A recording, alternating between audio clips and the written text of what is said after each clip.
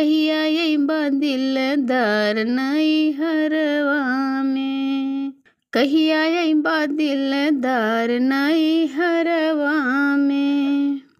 पापा लैद पटना साड़ी मम्मी कैद मोर विदाई, पापा लैद पटना साड़ी मम्मी कैद मोर विदाई। नाही अब हम रहब नैहरवा में, नाही अब हम रहब नैहरवा में, नैहरवा में, नैहरवा में, नहीं अब हम रहब नैहरवा में। घुघुरु बोल झनकार जिया लागे ना हमार, घुघुरु बोल झनकार जिया लागे ना हमार। कहिया अइबा दिलदार नैहरवा में, कहिया अइबा दिलदार नैहरवा में, नैहरवा में, नैहरवा में, कहिया अइबा दिलदार नैहरवा में, कहिया अइबा दिलदार नैहरवा में। चाचा लैद पटना साड़ी चाची कैद मोर विदाई, चाचा लैद पटना साड़ी चाची कैद मोर विदाई। नाही अब हम रहब नैहरवा में, नाही अब हम रहब नैहरवा में।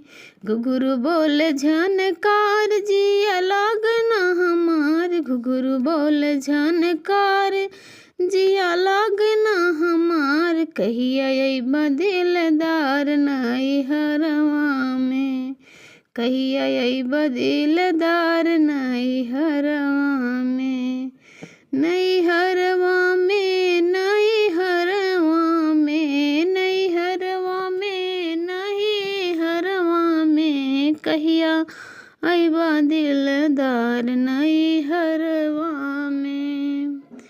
भैया लैद पटना साड़ी भाभी कैद मोर विदाई, भैया लैद पटना साड़ी भाभी कैद मोर विदाई। नाही अब हम रहब नैहरवा में, नाही अब हम रहब नैहरवा में।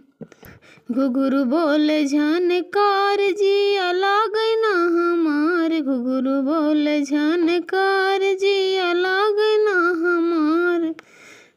नाही अब हम रहब नैहरवा में, नाही अब हम रहब नैहरवा में, नैहरवा में, नैहरवा में, कहिया अइबा दिलदार नैहरवा में, हो कहिया अइबा दिलदार नैहरवा में।